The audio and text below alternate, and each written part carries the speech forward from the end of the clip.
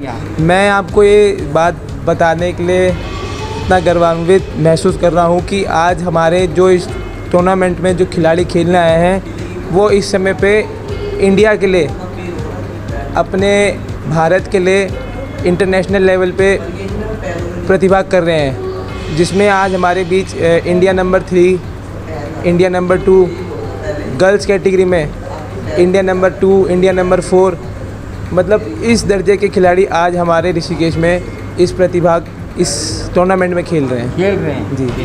नमस्कार, आपका आंवला डिजिटल मीडिया में स्वागत है। आंवला डिजिटल मीडिया आज आपको दो अलग अलग विपरीत खबरें लेकर आया है। एक खबर अच्छी है तो एक खबर जो है बुरी है। अच्छी खबर कौन सी है? अच्छी खबर वो है कि समाज में हमारे जो है कुछ लोग ऐसे भी होते हैं जो सामाजिक उत्थान के लिए अपनी तरफ से प्रयास करते रहते हैं। देखते हैं जहाँ पे जो कमी है उसके सुधार के लिए प्रयास करते रहते हैं।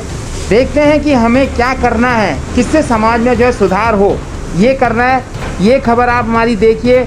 इस खबर में एक युवा है पार्थ, वो क्या कर रहे हैं, हमारे यहाँ ज़रा खेल कूद की कमी है, उसके लिए उन्होंने क्या किया, बैडमिंटन का एक इंडोर स्टेडियम बनाया, कारपेट बिछाया, बैडमिंटन करवा रहे हैं। 18 और 19 सितंबर को उनके यहाँ बैडमिंटन था। बहुत बढ़िया खेल किया। नॉर्थ साइड की, नॉर्थ इंडिया के जो है लगभग हर राज्य से कोई ना कोई आया और चाहते हैं कि हमारा देश जो है ओलंपिक में बैडमिंटन में भी जो है कोई ना कोई पदक लेकर आए और यहाँ पे जो है प्रतिभाओं को निखार मिले, प्रैक्टिस मिले। देखिए आंवला न्यूज़ की ये एक पॉजिटिव खबर। क्या कहेंगे कार्यक्रम के बारे में? कार्यक्रम, ये जो बैडमिंटन का कार्यक्रम हमने आयोजित किया है, ये बड़ी मेहनत से और बड़ी निष्ठा से हमने इसको अंजाम दिया है और आज हम इसके अंतिम मुकाम पर खड़े हैं। जो फाइनल्स मैच है वो आज शाम को 8 बजे से खेले जाएंगे और जिसमें हमारे मुख्य अतिथि माननीय श्री सुबोध उनियाल जी पुरस्कार वितरण के लिए हमारे बीच यहाँ मौजूद होंगे।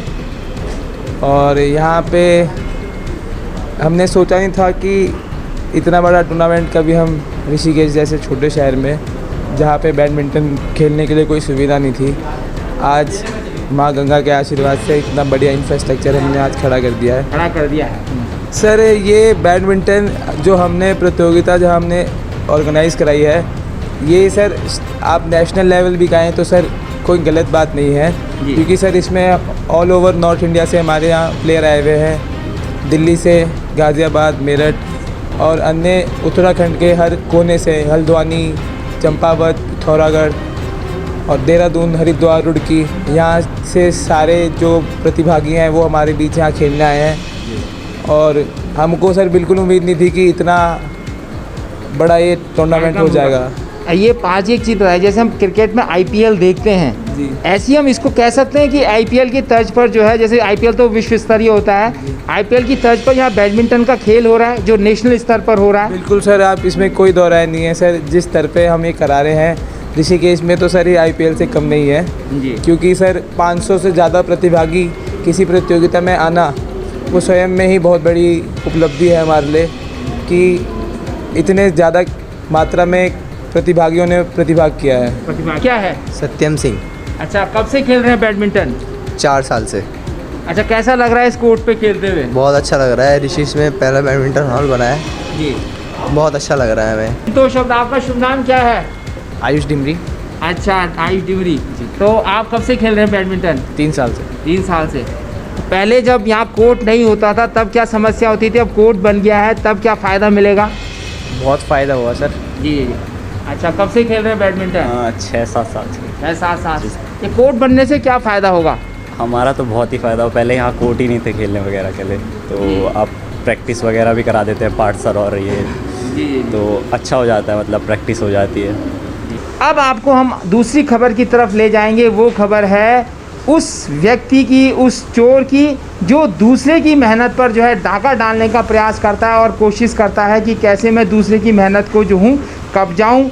ये सोच रहती है समाज में। उनके लिए भले ही हमारे समाज ने पुलिस बना रखी है, लेकिन उनके उद्धार के लिए, उनके समाधान के लिए भी जो है उनको खुद भी सोचना होगा कि क्यों हम दूसरे की मेहनत पर पानी फेरते हैं और चोरी करके अपना जीवनचर्या चलाते हैं, जबकि हम खुद ही जो है सही मार्ग को अपनाकर जो है अपना सही रास्ता अपनाएं और उससे जो है ना लोगों को परेशानी हो, ना हमें जीवन जीने में कोई परेशानी का सामना करना पड़े।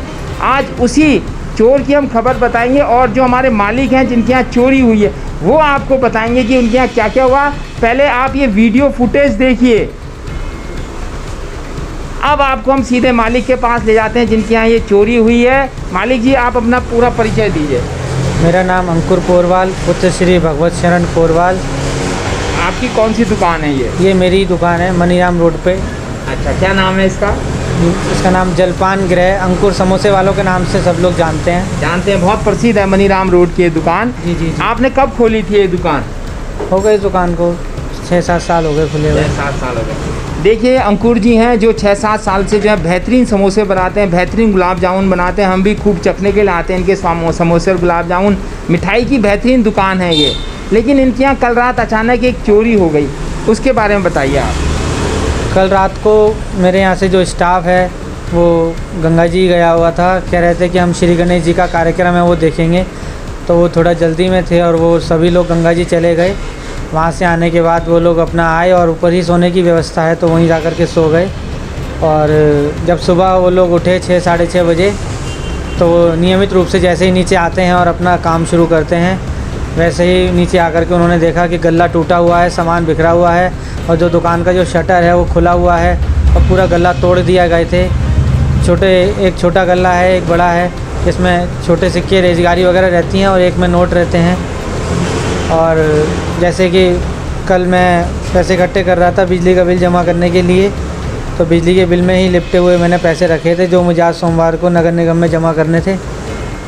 और पता नहीं क्या हुआ और चोर वो सारे पैसे लेके चला गया। और क्या क्या चोरी की उसने? जी बस सिर्फ नकदी सामान की चोरी हुई है मेरी, जिसमें 2 से ढाई हज़ार रुपये की छोटी रेजगारी, 1 के सिक्के, 2 के सिक्के, 5 के और 10 के सिक्के थे और 22,000 रुपये नकद जो बड़े नोट थे, 500 के, 100 के, 200 के, सब मिला करके जो है लगभग 25,000 रुपये की चोरी हो गई। मेरा 25,000 रुपये का मेरा नुकसान हुआ है। वो चोर सीसीटीवी में दिख भी रहा है।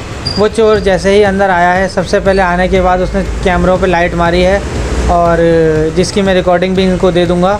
कैमरों पे लाइट मारने के बाद उसने कैमरों को घुमा दिया गया है और फिर वो आया है, फिर उसने दूसरे कैमरे पे लाइट मार के दूसरे कैमरे को घुमाया है, फिर तीसरे कैमरे पे लाइट मारते वक्त वो दोनों हाथों से कैमरे को घुमा रहा था। इसमें उसकी जो है एक वीडियो, उसकी जो है फेस की, चेहरे की जो है वीडियो उसकी कैद हो गई है। आशा है सरकार से कि वो हमारी मदद करे इसे ढूंढने में। तो ये लगभग कितने चोर आए थे अंदर? ये इसमें कैमरे में तो जी एक ही वो दिखाई दिया है और कैमरे को उसने जैसे कि उल्टा कर दिया है, उसके बाद कितने चोर आए हैं ये मालूम नहीं किया जा सकता है। ये मालूम नहीं। ये लगभग जो है आपके यहाँ एक तो 25,000 रुपये की नकदी चोरी हुई। ये कितने बजे लगभग चोर आए थे यहाँ पर? 1:55 से इस वारदात को अंजाम दिया गया है। जैसे कि मेरे यहाँ CCTV कैमरे लगे हुए हैं, तो 1:55 पे ये वारदात को अंजाम देने की व्यवस्था शुरू की गई है और लगभग 2:05 के दायरे में सारे कैमरे को घुमा दिया गया है और सारे कैमरे पलट दिए गए हैं। उसके बाद चोरी की वारदात को अंजाम दिया गया है।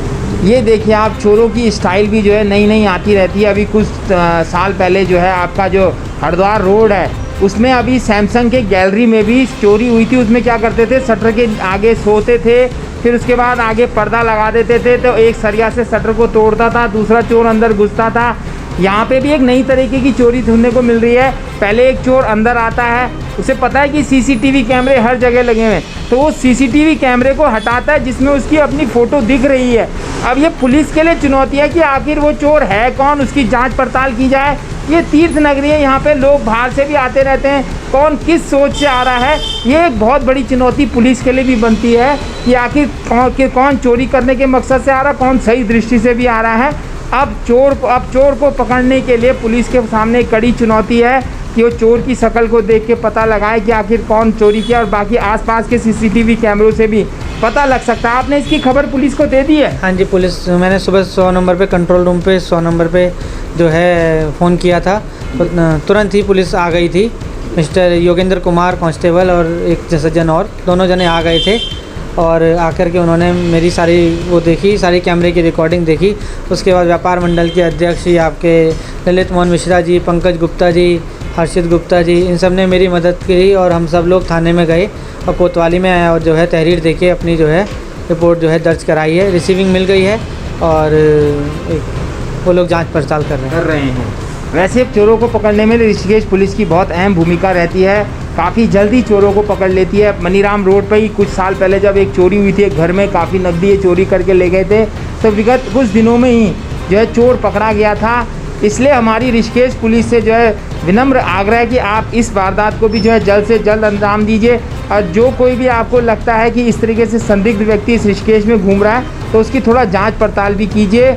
यह आंवला न्यूज़ आपसे चाहेगा, आपसे विनती करेगा। मैं अपने सहयोगी दीपक के साथ योगेश, आंवला डिजिटल मीडिया, तीर्थ नगरी ऋषिकेश और देवभूमि उत्तराखंड।